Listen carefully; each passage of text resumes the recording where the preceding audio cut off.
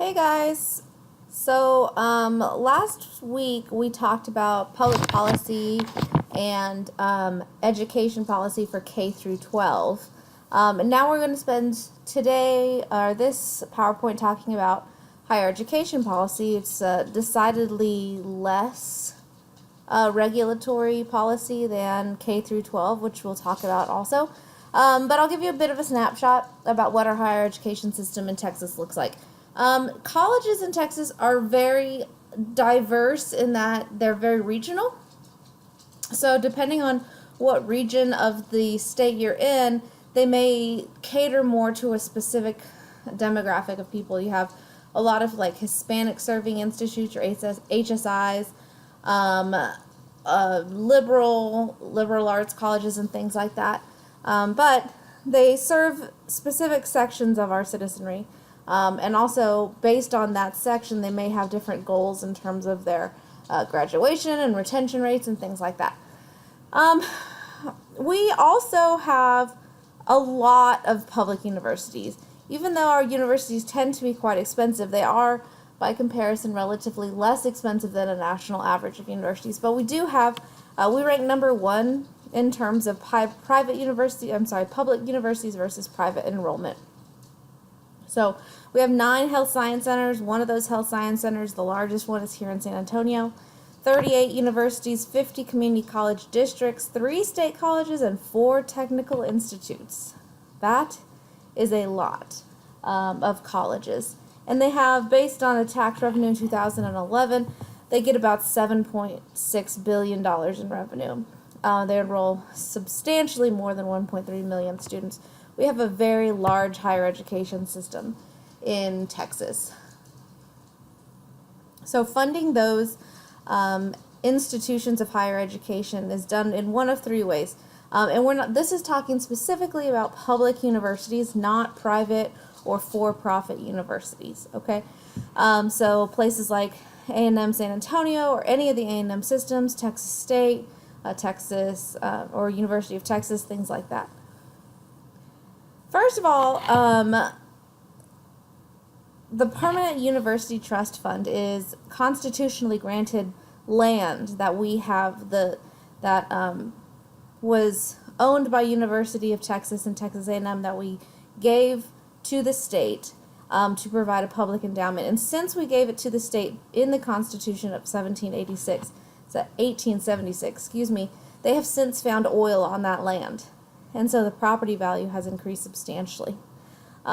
Based on the property value of that fund, they were able to create the Permanent University Fund, or the PUF. Okay, and those are funds that are only supporting University of Texas schools and Texas A&M system schools. They do sponsor some other scholarships for competing grants and for different schools, but largely they're used for constructing new buildings, academic excellence grant programs, seed grant programs, campus equity programs for University of Texas and for Texas A&M University system schools.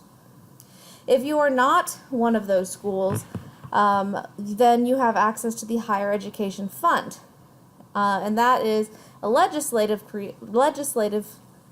fund to help provide relief funds for schools that are not involved in the Permanent University Trust Fund. And they could be used again for maintenance, construction, repair, equipment, library materials, but not necessarily to increase overall campus equity or academic excellence. They're more of maintenance, campus maintenance.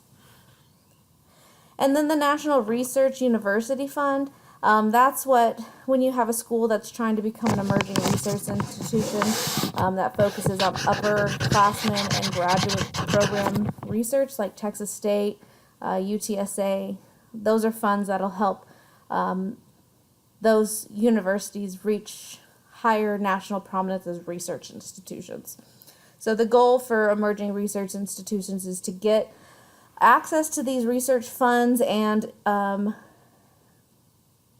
advance themselves on the national stage. So one thing that I think everybody can probably relate to is the fact that higher education, not just in Texas, but throughout the United States, has become increasingly more expensive. If you look at 1970s, it was about $4 per semester hour, so that's about $12 a course. From what I understand, it's about $10,000 per year at Texas A&M San Antonio now, which is relatively inexpensive by comparison to some of the other area universities. But this increase in tuition costs and price of higher education, first of all, it has a lot of implications as to who has access to higher education, but also was a legislative decision that allows universities and colleges to set their own rate on how much we want to charge to students. One thing that I think that a lot of people don't realize is, as a result of that, we have, for instance, our school just recently had a referendum election asking if they can implement a sports complex, or trying to get sports teams on campus for an additional charge. They would not have been able to add that additional charge onto our tuition should there have been regulated tuition. Because of deregulated tuition, schools are now able to have such elections, referendum elections, in which they can decide for themselves if we want to increase tuition and for what reason to make that increase. So since by 2015, tuitions have been have been on the steady increase. So about 119% increase since it was deregulated in 2003. So that's an average. Tuition fees for A&M at Texarkana rose 132% between 2003 and 2016. So depending on the university, it could have gone higher or lower, but generally it's about 119% since we've deregulated tuition.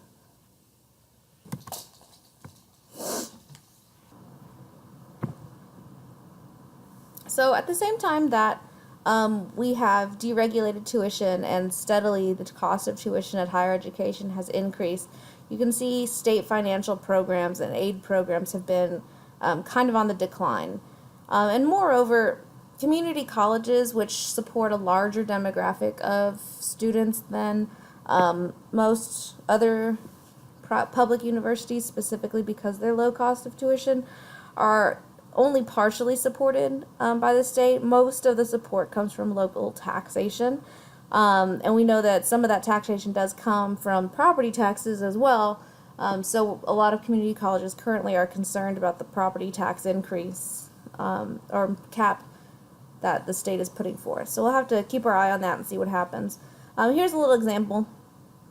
Higher education in Texas is expensive by comparison, but by comparison, it is actually lower than average. So you'll see 1970, about $4 per semester hour, so a 3-hour semester or 3-hour class would be about $12 a course. 2003, that increased to about $3,600 per semester, and then, take whatever you paid per semester per year this year, and that would be generally on the lower end of the spectrum in Texas. They do have some coordinating or oversight boards that exist in Texas to help appropriate different policies and institute some sort of regulation on higher education. First one is the Texas Higher Education Coordinating Board, and that's going to be an appointed board that works mainly with curriculum, setting standards, accreditation, and things like that. They set policies for universities in terms of not only standard for academic excellence, but they also have policies for regulation of the bureaucracy and the administration of the higher education. There's also a board of regents. These board of regents are individual university. They have a board of regents per university system. So there's the Texas State Board of Regents for Texas State system schools. UT has its own. Texas A&M has its own. And there's always going to be a non-voting student member who puts their input into the oversight that these board of regents provide. it is a bit political, and there's often a lot of controversy between the politics of the Board of Regents versus the educational priorities of those that they implement. It does not affect our daily curriculum really too much as it does administrative policy settings. So we also have things like non-traditional students that require they have different needs, like especially the Hazelwood need, Hazelwood Act, which is a unfunded mandate provided by the state that is really frowned upon by the Board of Regents, and different kind of funding schemes that the Board of Regents would have to approve on. Hispanic serving institutions have their own set of needs, and they provide a number of challenges. This is one area that I think is really cool. Women in higher education significantly outnumber the number of men in higher education. So having access to higher education, while there is still significant problems with socioeconomic access in terms of the cost of college, things that are not as impactful in people's ability to gain access to higher education are things like gender or race. Okay, women outnumber men. There's a number of Hispanic serving institutions that ensure scholarship availability for Hispanic students. However, if you don't have that availability, students that are underprivileged, that attend under-resourced or underprivileged schools, still have a hard time. While they may have access to the higher education, they don't necessarily have the resources that they need to be successful in higher education. So there is still that. Having access is one thing, but having the resources to be successful is completely different. So Sweet versus Painter is a case in which it was prior to 1950. There's actually a couple of education policies prior to Brown versus Board of Education. That's held that separate UT universities, law schools in particular, for segregated UT law schools were unconstitutional. They were not equal.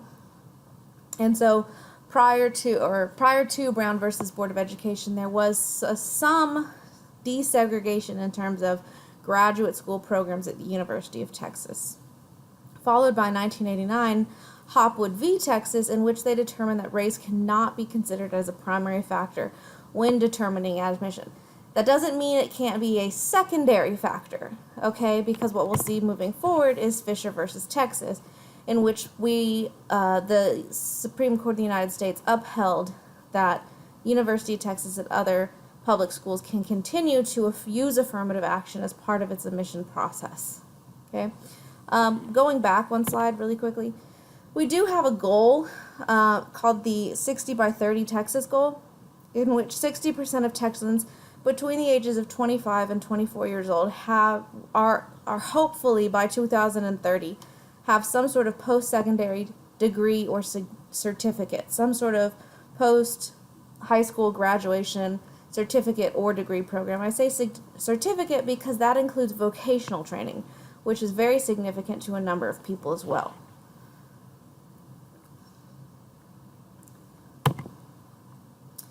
A lot of you guys are probably also familiar with the policy, the top 10 percentage rule that was implemented in 1997, and that essentially grants access to every 10%, the top 10 performing students, top 10% of high school graduating classes are guaranteed admission to state schools. However, only 75% of an admitted class are reserved for those students, and so it actually is only about 7% of students that are considered top 10, granting full admission to a state university. That's significant because I don't know if anybody attempted to get into the University of Texas, but that school is quite prestigious, and having access, regardless of what zip code you attended, if you were in the top 10% of any high school graduating class, you're guaranteed admission to that university, which is substantial, extremely helpful for a lot of people. So, very last for today is a quote by John Dewey: "Education is not preparation for life, but education is life itself." So, That's for today. On Wednesday, we're going to go ahead and continue with either environmental or immigration policy, perhaps social policy if we have time. I hope everyone enjoyed learning a little bit about higher education, and have a great day.